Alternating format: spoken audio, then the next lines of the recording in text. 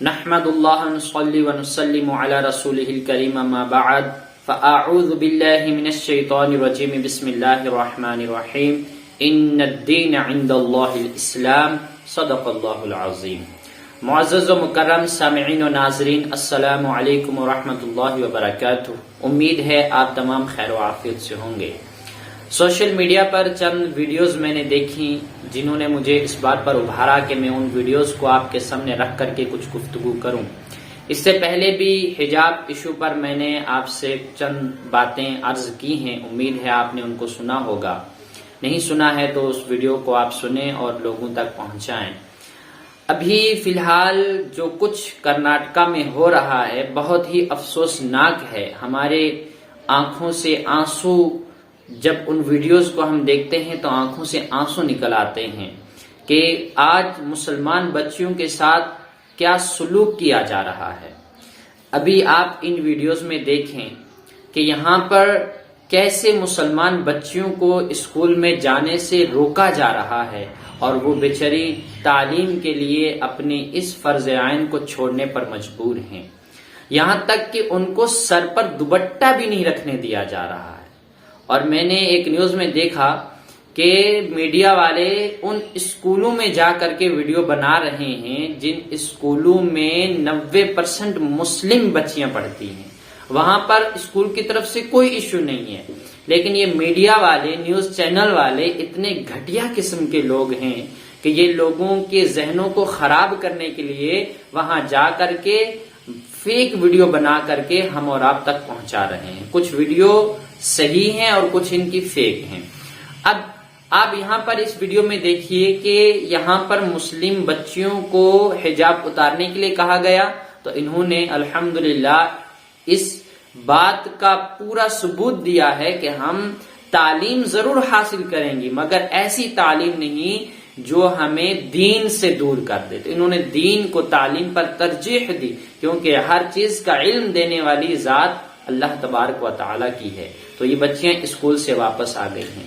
اس کے علاوہ بھی بے شمار ویڈیوز آپ سوشل میڈیا پر دیکھ رہے ہوں گے کہ مسلمان بچیوں کے ساتھ کرناٹکا میں کیا سلوک فی الحال کیا جا رہا ہے۔ پہلے جب وہ ایشو ہوا، اسکول میں پابندی لگائی، خواتین نے احتجاج کیا، پھر مسکان خان کی ویڈیو بہت زیادہ وائرل ہوئی، تو اس کے بعد جب اسکول میں پابندی لگی تو اب پابندی ہٹنے کے بعد کے یہ معاملے ہیں کہ وہاں کی بچیوں کے ساتھ ایسے ناروا سلوک کیے جا رہے ہیں۔ مگر ہم اور آپ اور وہ لوگ جو اس مدعے کو ایشو بنا کر کے اپنا کھیل رچا رہے ہیں کیا کر رہے ہیں۔ ہم نے دیکھا کہ ہمارے لوگوں نے صرف 5-5 لاکھ کے 3-3 لاکھ کے انعام دینے کا اعلان کیا اور تحفہ و تحائف دیے، مگر حکومت کے ساتھ آنکھوں میں آنکھیں ڈال کر کے کیوں نہیں بات کر رہے ہیں۔ آج میں دیکھ رہا ہوں کہ کورٹ میں مسلمانوں کا مقدمہ غیر مسلم لڑ رہا ہے اور وہ یہ تو بتا رہا ہے کہ قانون میں مسلمانوں کے جو ان کے خاص دینی امور میں ہیں ان میں مداخلت کرنا یہ خود قانون کی خلاف ورزی کرنا ہے، لیکن جب اس سے یہ مطالبہ کیا جا رہا ہے کہ کیا قرآن میں یہ ہے تو وہ کہہ رہا ہے کہ ہم اس پر نہیں بات کر رہے ہیں، ہم بات یہ کر رہے ہیں کہ ہندوستان کا قانون یہ کہتا ہے کہ مسلمانوں کو ان کے دینی معاملات میں آزادی دی جائے گی۔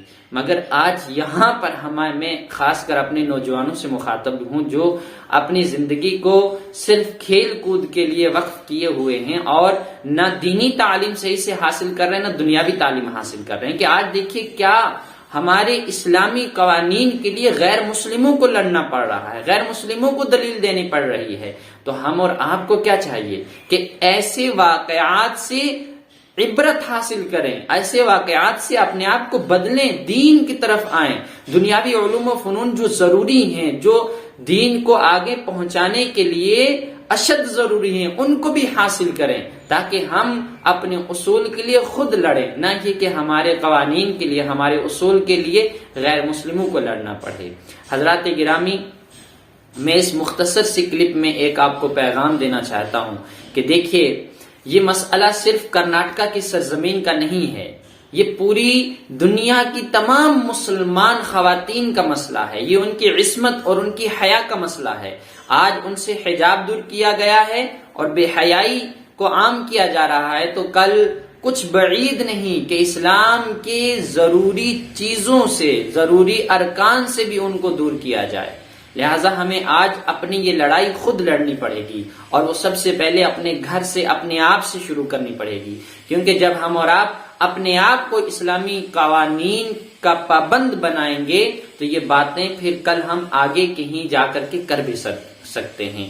آج اگر ہماری بیوی نقاب نہیں کر رہی ہے تو ہم کسی کو کہہ نہیں سکتے، لہٰذا ہمیں سب سے پہلے اپنے آپ کے اوپر ان قوانین کو لاگو کرنا پڑے گا، ان پر عمل کرنا پڑے گا، پھر آگے ہمیں دوسروں کو بھی تلقین کرنی پڑے گی۔ اللہ تبارک و تعالی ہم اور آپ کو دینی علوم و فنون، دنیاوی علوم و فنون حاصل کر کے دین اسلام کی نشر و اشاعت کے لیے خدمت کرنے کی توفیق عطا فرمائے۔ وما علینا الا البلاغ۔ السلام علیکم۔